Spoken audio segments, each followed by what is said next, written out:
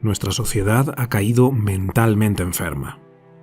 El aumento vertiginoso de patologías como el estrés crónico, la ansiedad y la depresión, que crecen año tras año, nos muestra que como individuos estamos perdiendo la capacidad de lidiar con las fuerzas de nuestra propia psique. Y este debilitamiento está creando las condiciones perfectas para que ciertos poderes fabriquen una psicosis global. Una parte importante de la sociedad, extenuada interiormente y desprovista de su individualidad, está siendo manipulada para perder el contacto con la realidad objetiva y vivir en el reino del fanatismo ideológico. Nuestra plenitud psicológica está bajo asedio y nuestros lazos humanos se están fragmentando. Pero no todo está perdido. Podemos escapar de este delirio individual y al mismo tiempo deshacer el engaño colectivo. Y esto es lo que vamos a explorar en este vídeo. Vamos a ver cómo se fabricó este artificio colectivo de forma sutil y silenciosa, explorando las técnicas de manipulación psicológica que el poder y sus lacayos utilizan cada vez con más fuerza, y cómo escapar. ¿Qué podemos hacer como individuos para recuperar la cordura y la lucidez en un mundo que sufre de una enajenación a escala masiva?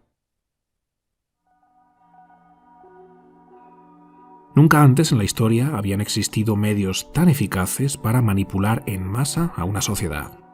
Además de los medios de comunicación clásicos, televisión, radio y prensa, hoy ese gigante llamado Internet permite a quienes ostentan el poder asaltar más fácilmente las mentes de las masas. El objetivo es claro: la creación de un sistema totalitario donde el poder, habiendo centralizado todos los aspectos de la sociedad, obtiene un control absoluto. Que el Kraken y sus tentáculos lo abarquen todo, que nada escape a su dominio y que no exista oposición a su tiranía. Sin embargo, el poder no puede lograr esto sin la colaboración de los individuos. Deben ser los individuos quienes, voluntariamente, decidan renunciar a sus derechos y libertades. Y la única forma eficaz de lograr algo así es que esos mismos individuos pierdan su individualidad y se adhieran a una mentalidad de grupo.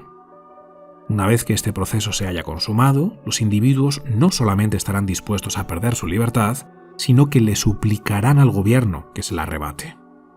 Y existen 3 gatillos psicogénicos que logran precisamente esto de forma muy eficaz. 3 disparadores que el poder utiliza una y otra vez para manipular al individuo, aplastar su voluntad y convertirlo en masa aborregada. Y estos 3 gatillos son el miedo, la confusión y el deseo de seguridad, que además deben dispararse en una secuencia muy concreta. Just Merleau, autor del libro The Rape of the Mind, que traduciríamos como la violación de la mente, afirma que, mientras que el miedo prepara a la población para la mentira, el uso de la propaganda difunde desinformación y promueve la confusión con respecto a la fuente de las amenazas o la naturaleza de la crisis, ayudando a romper las mentes de las masas. El origen de la psicosis es siempre un grave problema, una amenaza tan peligrosa que suscita niveles de miedo y tensión social insostenibles. El gobierno fabrica este problema de forma oportunista, interviniendo psicológicamente en los individuos para inducir temor frente a un peligro inminente. Después agita ese problema utilizando un bombardeo propagandístico diseñado para confundir al individuo. Los medios de comunicación usados por el poder ofrecen información falsa, contradictoria o sin sentido, que lleva a un estado de confusión porque el individuo no puede abordarla de una manera racional y adaptativa, lo cual aumenta la susceptibilidad al miedo y la indignación. La lógica se puede enfrentar con la lógica, mientras que la ilógica no. Confunde a quienes piensan de forma correcta, y mientras la gente todavía está buscando un contraargumento razonable a la primera mentira, los totalitarios pueden agredirlos con otra. Además, la forma de presentar esta información es muy particular. Merleau lo llama ondas de terror. Se trata de etapas donde la tensión aumenta exponencialmente, seguidas de pequeños periodos de calma, lo que poco a poco va destruyendo la moral del individuo. En el momento de máxima tensión y confusión, el poder presenta la solución a ese terrible peligro y la posiciona como única alternativa. Es esto o nada. El individuo, habiendo estado expuesto a estas ondas de terror y rendido ya al empuje de la masa, que cree que solo hay un camino para la resolución del conflicto, le suplica al gobierno que implemente esa solución para que, de esa forma, su seguridad pueda quedar garantizada. Sin embargo, el gobierno no puede ejecutar esa solución. Para poder hacerlo, necesita adquirir más poder. Una nueva ley, un nuevo ministerio o incluso una nueva constitución que le permitan hacer lo que antes no podía a costa de la restricción o eliminación de ciertos derechos individuales. En otras condiciones, el individuo no hubiera accedido a perder su libertad y sus derechos, pero aquí el poder ya logró el beneplácito de las masas, que le ruegan que les arrebate sus derechos para acabar con esa terrible amenaza. Y el poder, habiendo logrado lo que quería, deja de fabricar y agitar el problema que ellos mismos crearon, con lo que pareciera que realmente logró una solución. La calma regresa. Los individuos ya no son tan libres, pero se libraron del miedo y recuperaron su sensación de seguridad. El coste en forma de pérdidas de derechos y libertades individuales fue elevado, pero la masa lo celebra. Misión cumplida. Hasta que el ciclo vuelve a repetirse de nuevo con otra amenaza fabricada por el poder que pone en marcha la hipnotización global a través de la propaganda manipulativa y la intervención psicológica. En caso de que este proceso no sea suficiente para derribar al individuo y convertirlo en masa obediente, hay un elemento más que el poder utiliza para aumentar la posibilidad de una psicosis totalitaria: aislar a los individuos y perturbar sus interacciones sociales en nombre de un bien común. Un individuo solo y sin interacciones normales con amigos, familiares y compañeros de trabajo se vuelve mucho más susceptible a delirios. En primer lugar, se pierde el contacto con la fuerza correctiva del ejemplo positivo, algo que sucede en muchas otras especies de mamíferos. Y por otro lado, los seres humanos se condicionan más fácilmente a nuevos patrones de pensamiento y comportamiento cuando se encuentran aislados. Este proceso que acabo de describir lleva al individuo a un estado de infantilización en el que le cede toda la potestad al gobierno, perdiendo su capacidad de pensar por sí mismo, de hacerse responsable de su vida y de sentir que es capaz de lidiar con los desafíos que van surgiendo en el día a día.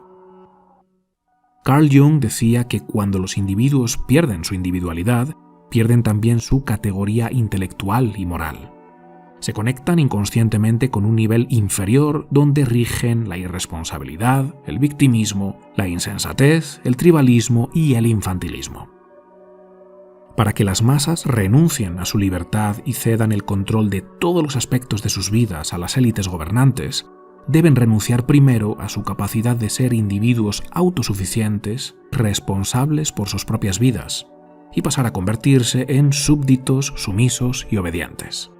Seres débiles y vulnerables que se dejan llevar por los dictados del grupo sin cuestionarlo. El individuo enajenado, naturalmente, no puede verlo. No sabe que está hipnotizado. No sabe que ha perdido su capacidad de pensamiento crítico y que solo sigue religiosamente los mandatos prefabricados de su colectivo. De hecho, no solo ignora todo esto, sino que se caracteriza por su superioridad moral. Se cree moralmente superior a los miembros del grupo opuesto. Los que están fuera de su colectivo son enemigos despiadados que amenazan con destruirlo todo, y eso le autoriza para cometer todo tipo de atrocidades amparándose en un escudo moral. Lo hago por el bien de todos. Hay que impedir que los malos salgan victoriosos. Para hacer el mal, un ser humano debe creer por encima de todo que lo que hace es bueno, o al menos que su acto respeta la ley natural. La ideología es lo que le da al mal su justificación y al que perpetra el mal la determinación necesaria para actuar.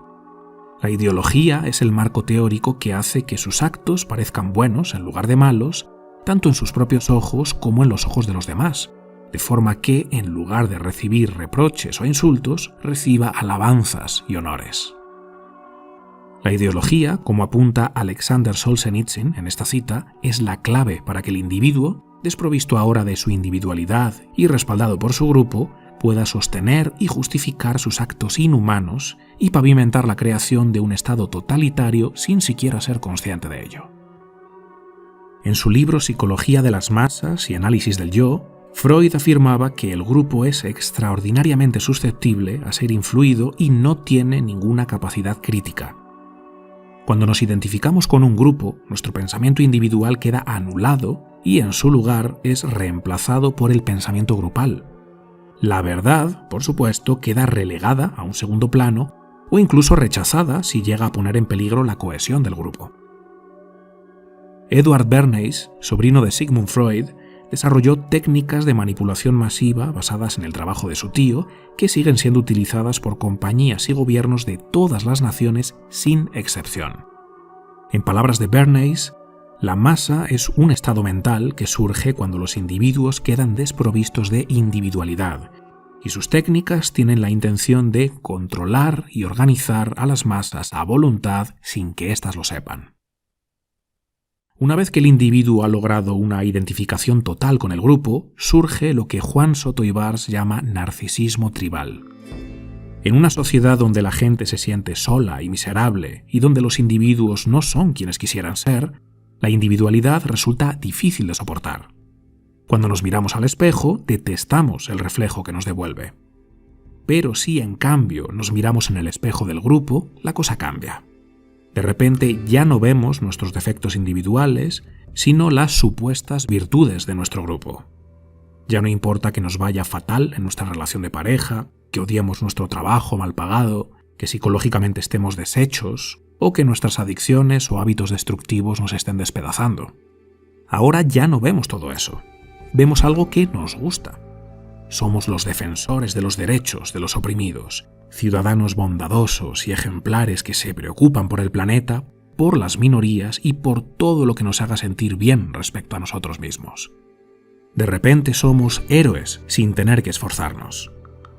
Si nunca te creíste capaz de obtener ningún tipo de reconocimiento social porque sabes que desde tu sofá no puedes lograr nada heroico, bueno, pues no te preocupes porque ahora puedes ser un héroe solo con repetir los mantras ideológicos de tu grupo.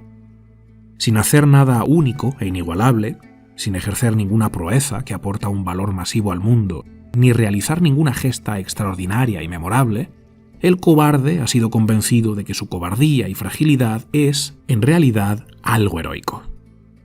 Denunciar por redes sociales, quejarse amargamente cuando otros ejercen su libertad de expresión, cancelar y exigir la aniquilación de la reputación de alguien. Toda esta división está minuciosamente calculada para que no busquemos consenso y entendimiento, sino solo la destrucción de todo eso que nos han dicho que es vil y tiránico. Venganza contra el grupo enemigo. El poder nos divide en opresores y oprimidos, víctimas y tiranos, y posteriormente promueve que la única respuesta posible entre estos grupos es la hostilidad, y nos convence de que esa hostilidad, esa persecución cruel, es, de hecho, un acto ejemplar. Si alguien expresa una opinión que no encaja en la narrativa de nuestro grupo ideológico, lo llamamos discurso de odio, fascismo, homofobia, machismo, racismo, opresión. Está prohibido crear espacios de debate. El intercambio de ideas o las conversaciones respetuosas son herejías para el grupo. Esta es la manipulación de las masas que estamos viviendo. Hemos perdido nuestra individualidad y nuestro potencial humano ha quedado completamente degradado e inhibido. ¿Qué podemos hacer para contrarrestar estas fuerzas implacables que tratan de anularnos como individuos y convertirnos en una masa enjaulada y enfurecida? Al principio del vídeo vimos que el poder usa contra nosotros los gatillos del miedo, la confusión y el deseo de seguridad. Si como individuos aprendemos a controlar conscientemente las fuerzas de nuestra psique y desarrollamos un carácter que nos permite lidiar sabiamente con esos gatillos, ya no podrán ser usados como herramientas de manipulación, puesto que perderán su efecto psíquico. Todos estamos en una búsqueda de alivio que nos libere de la inmensa presión que sentimos interiormente, esa falta de esperanza en la que estamos sumidos y esa total ausencia de dirección y propósito. Y cuando individualmente no sabemos qué hacer con todo ese miedo que nos abruma y esa negatividad que inunda nuestra vida, vamos hacia lo colectivo.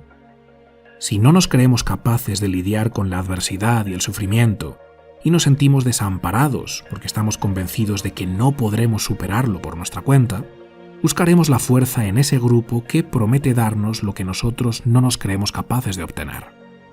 Pero el grupo no puede resolver la verdadera raíz de tu sufrimiento. Tu mala relación con papá o mamá, tu ansiedad, tus malas decisiones, tus conductas deshonestas, tus hábitos destructivos y adicciones, tus traumas y heridas del pasado, tu búsqueda de significado. El grupo no puede resolver eso. Por supuesto que el grupo nunca lo admitirá.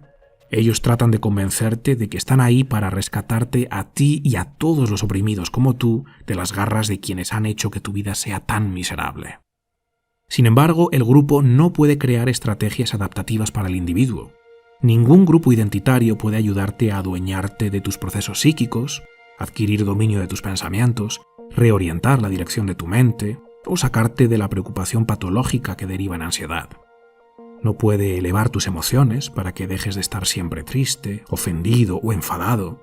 No puede ayudarte a mejorar tus relaciones con otros seres y no puede tomar tus decisiones para que tu vida individualmente cambie de rumbo. La razón por la que las técnicas de manipulación funcionan sobre nosotros es porque nos hemos debilitado como individuos. Por eso tenemos que fortalecernos. Tenemos que crear desde dentro una estructura psicoemocional en la que sepamos con toda certeza que pase lo que pase, vamos a saber transitarlo con entereza. Aunque la vida nos golpee con adversidad y el dolor sea intenso, podremos afrontarlo y salir victoriosos. Esta es la seguridad que todos, de alguna forma, buscamos y anhelamos, la seguridad de que venga lo que venga, podremos con ello. Pero cuando carecemos de esta seguridad como individuos, buscamos la seguridad del grupo. Tenemos que lograr que esa seguridad que tanto buscamos afuera surja de dentro. Depositar en nosotros mismos esa confianza de sabernos los máximos proveedores de nuestra propia plenitud psicológica. ¿Cómo construyes esta seguridad interior? Tienes que recuperar el dominio de tu mente. Ahora mismo tu mente te está despedazando. La voz dentro de tu cabeza, en lugar de impulsarte, te está hundiendo. La mayoría de tus pensamientos te causan inquietud, sobresalto, desasosiego y miedo. ¿Sabes por qué tu mente te ataca de esa forma? Porque tú le das los argumentos para hacerlo. Tú sabes perfectamente que tu comportamiento cotidiano es propio de una persona débil, irresponsable y asustadiza. Así que tu mente simplemente te lo pone delante. Te da lo que tú le permites. Una y otra vez te recuerda que no eres una persona digna de tu propio respeto y admiración.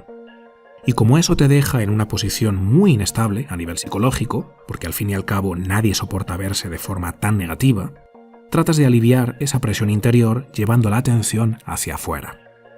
Como no quieres reconocer que tú eres el mayor causante de tu propio dolor, retiras tu atención de ti y la enfocas afuera. En la política, en la sociedad, en cualquier cosa que desvíe la atención de tu fuero interno y que parezca justificar por qué tu vida es tan miserable. Algo exterior que explique tu malestar y te libere de toda responsabilidad para que parezca que el desastre de tu vida no tiene nada que ver contigo. Y cuando haces esto, rápidamente vas a encontrar algún movimiento ideológico que te dé la explicación que estabas buscando. El problema no eres tú eres un ser de luz, pero has sido oprimido por el racismo, el patriarcado, la desigualdad, la homofobia, el capitalismo o la colonización. El resentimiento hacia ellos, que parece muy razonable, desvía toda la atención de tu responsabilidad individual y te sumerge en la narrativa de la masa. Ya no te sientes tan mal contigo mismo, ya no diriges tu ira y tu resentimiento hacia ti, pero sigues sintiéndola hacia otros, sigues siendo una persona atrapada en el laberinto de la ira y el resentimiento. Tienes que escapar de esa trampa que otros han fabricado, enfocándote en lo que sí está a tu alcance. Tienes que realizar una evaluación honesta del estado de tu vida y tu carácter y empezar a resolver los problemas que te están hundiendo y que más urgentemente necesitas resolver. Después ya salvarás a las focas, pero primero ponte en el camino de mejorarte y convertirte en quien tú quieres llegar a ser. Cuando pongas tu vida en orden, tu mente ya no podrá hundirte.